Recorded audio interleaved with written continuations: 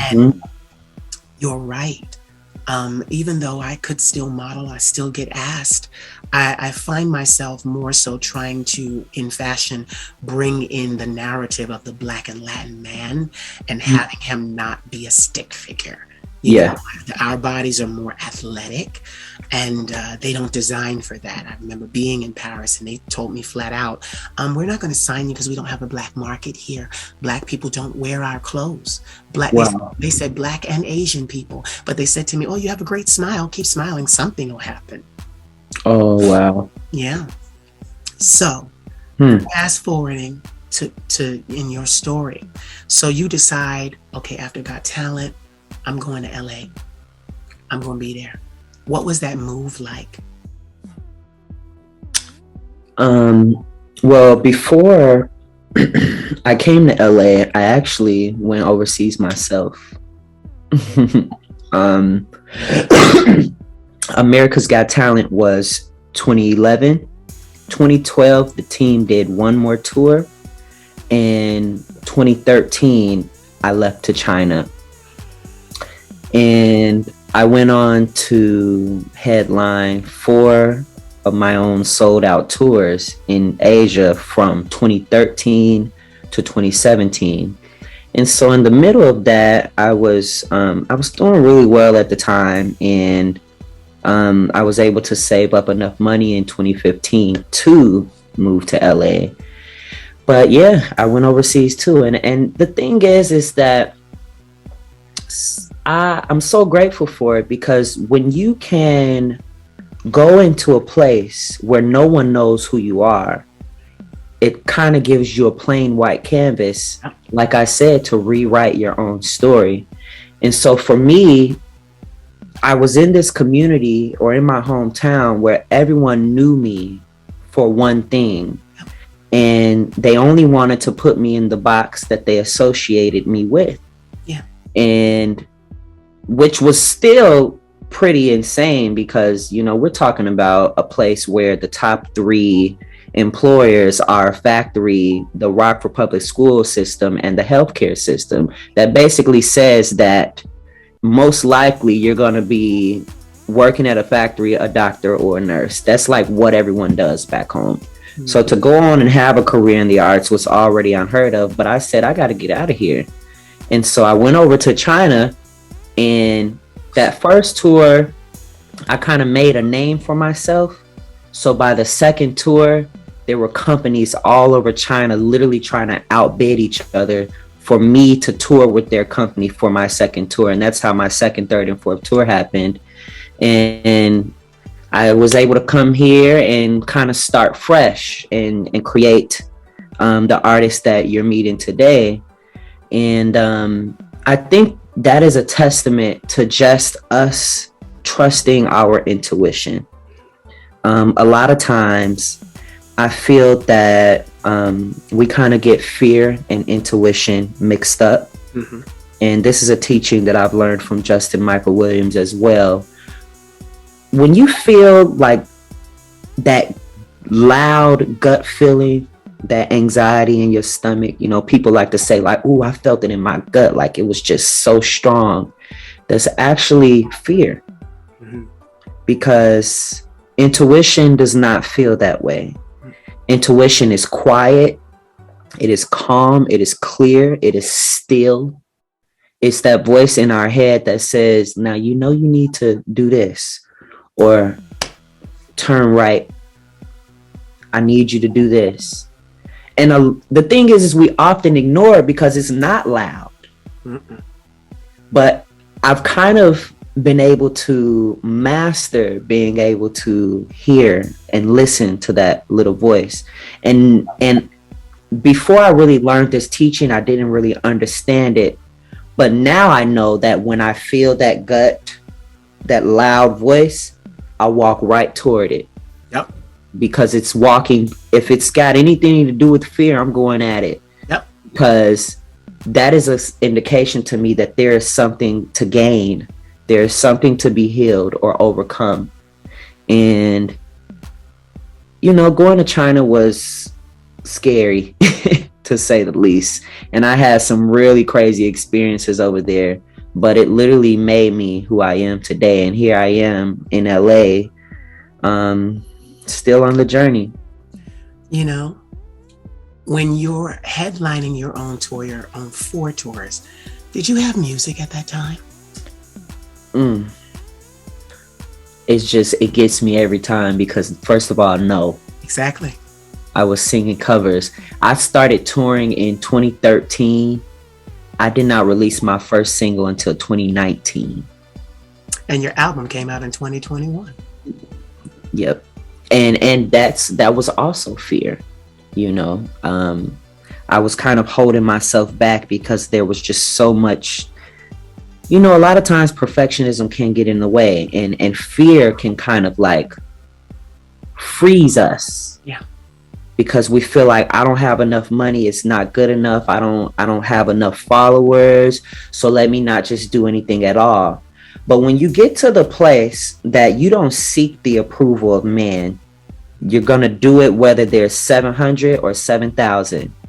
And that is when you are really in alignment with purpose and destiny, because you take the power back into your own hands. Yes. And that's been a big thing that I've been wanting to spread awareness about too, is like the power that we always have in our own hands. We always have the power. Yes. And before this whole social media age, and I mean, just in general throughout life, we've always felt like we wanted things because other people had them, or we wanted the approval of something outside of ourselves. And that's just not how we move anymore. And I just, it's so important for me to just remind people of the power that we have in ourselves. You always have the power to do something different. Yeah. Say yes to something new. Say no to something that you don't want to deal with anymore. And like I said, I can go on and on about this stuff because I'm very passionate about it. But that's just been, you know, my journey. So you toured 4 tours and didn't have a single song out. Not a single song. Sound like God to me. Sound like God to me. Okay. Okay. Yeah. 4 tours. Ain't that crazy? It don't make no sense. Let me tell you something. You can't get, let me tell you, okay, I'm going to be candid. I haven't put together 1 tour yet. And I got 4 albums. And one of my albums got 50 songs on it. I am a writing machine. When I tell you, I am a writing machine. Not 1 tour. 50 songs. Yes. You know, I'll send you the links. You go. Yeah. But the thing is, my thing was, see, I'm grateful that an artist like you was given the spotlight, the opportunity. See, in fashion, we know this. An American model does better overseas, and a foreign model from Europe or those territories does better here. Yes. So when even record labels, when they're trying to make a name for you and they don't quite feel that you will at the present moment fit America's taste buds, they ship you to Europe. Yep. And what happens is you cut your chops in Europe, but you also get this. Because when you come back, you're going to need to spend this making yourself the right shape and frame for the American people. Yeah. It's going to require that. And a lot of people don't understand that. And I didn't know that about you. I've been, and I want to say something else too before I forget it. I knew you did something. I saw, honestly, one of the videos that I love the most of you walk, it's like TikTok. You walk over to the camera's over there, and you walk and you look, and then you start winding your waist, and it's like, and then you start, and I'm like, I was so lifted in the moment.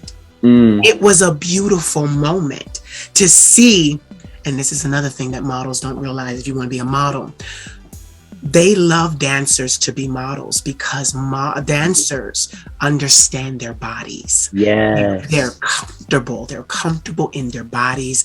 They feel every single fiber and asset of who they are. So when they have to pose, it's just on point. Yeah. They know. Mhm. And I see that from you. And I saw it in that video, and I'm just like, I just, I know this is, but this is why I said that, because I was also on your page looking at some of your highlights, Mm-hmm. and you were in a martial arts kind of like doba situation, and I think it might have been for one of your videos. Yeah. But you Kings did, and queens. but you did a backflip, and then went into a stance, and I'm like, okay, this person, he must practice martial arts. Is it safe to say that? Do you practice martial arts? Yeah, I do everything. Yeah. Did you pick that up in China? No, my grandfather was a black belt, and my mom competed in taekwondo and several competitions growing up, and so I kind of learned a lot from watching them. Actually, now I'm more into boxing, but I don't like compete anymore or that type of thing, but it's always been important for me to still involve fitness in my body. But that video that you're speaking of was Kings and Queens, which is the first song on my album. Yes. And it was kind of embodying all the words that my grandfather used to speak to me.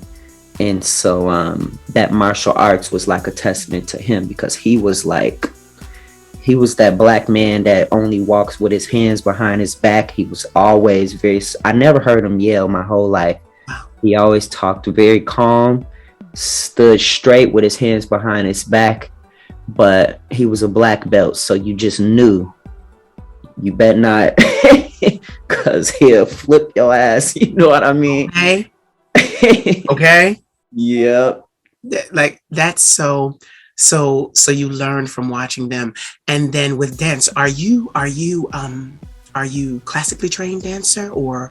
Yeah, so right before America's Got Talent, I was in college and my major was dance. Aha. Yeah. And I dropped out of college the second semester of my junior year. Okay. And it was right after America's Got Talent, because we had just came from like traveling the world. Right. We were literally staying in penthouses in Planet Hollywood in Vegas, and I got back to the classroom and was like, I gotta go. This ain't where I'm supposed to be. Right. And so, yeah, I was a dance major, and I'm telling you, dance was my life. And my mom was also a dancer too. So it was like I was following in her footsteps, but I always had this voice, and yeah. And you, like me, found the courage and the bravery, because I am the same way you are. When you said, when you feel afraid, you rush right toward it. Yeah. When I feel afraid, I exercise bravery. I do it anyway. Yep. Nothing's going to gotta do it afraid. Do it anyway. Yeah. So, my God, what was your mother's response to hearing? Because now we're going to move and talk about your amazing album released in 2021 called Enough. It's called Enough, and it is available on every streaming platform. And I want to know, because that was your debut. So what was your hometown's reaction to you finally using your voice?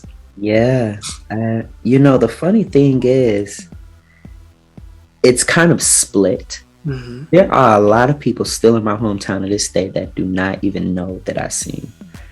Oh. To this day. They live under a rock. Yeah, because that's what happens in a small town. Like, you only got those four walls and the internet. And if you're not following me on social media or my Facebook friend, you're going to have the last memory of me that you have. Right.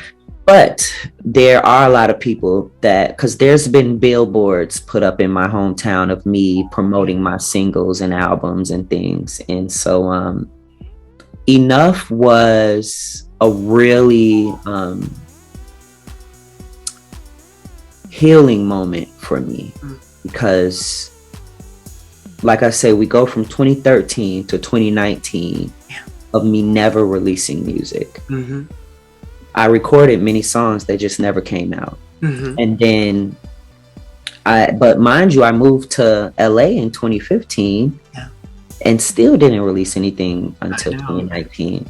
I was around the producers, I was around the opportunities, but what was happening was that I just never thought that anything was enough. I wasn't enough, my art wasn't enough, the writing wasn't enough. I was always feeling like something was missing. And the biggest thing that I try to do now is I always try to shift from self to service. And so it went from me always feeling like I wasn't enough to wanting to remind other people that they are enough. And that is why that was how the album began to come to life. And it took me 3 years to record that album, and I learned so much during that time. But Mom, she is just, first of all, I'll be honest, Mom would always, she really wanted me to go down that dance road because, as I said, she was a dancer. And so, and she identifies dance as my first gift. She always says that. And so when I would be having conversations with her about my music and what I want to do, she would say, well, you make sure you don't forget your first gift. It was as if she didn't even hear that, you know. And so, long story short, through me pursuing it anyway, she has been able to see like, wow, my baby's really good. and he's serious about this. And now she's my biggest fan. She don't miss nothing. Child, you go on YouTube. First of all, she be up in there arguing with the people. People be commenting crazy stuff. She don't miss a beat. Somebody say something crazy to me, and I think she got some little profiles that I don't know about.